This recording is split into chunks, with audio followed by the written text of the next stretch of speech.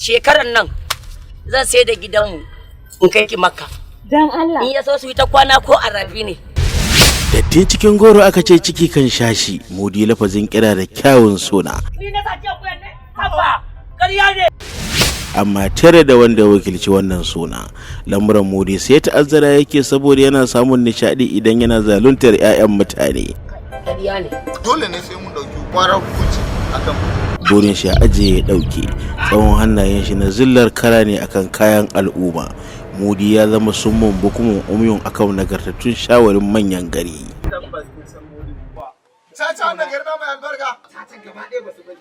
ba iya abun da aka saba kawai ba. Shahararren kamfanin nan Kaura Films Production Yola ta ce ku gyara zama da salon nutsuwa domin kallon zakaran gwajin dafin shirin nan, wato shegen ƙauye. Yawa ashe a ruwa akan dade ba a wuta ba.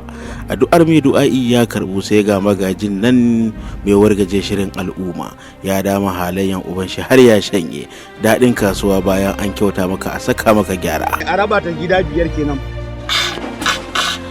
Inna na'am. Ba a yabon dan kuturu sai shekara 40 da yaba. Da a cikin shirin nan mai suna shegen ƙauye.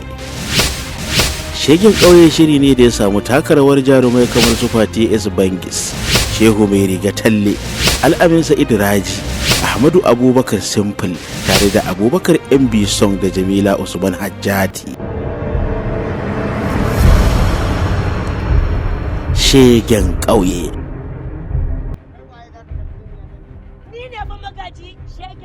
Shegen ƙauye yana nan tafe.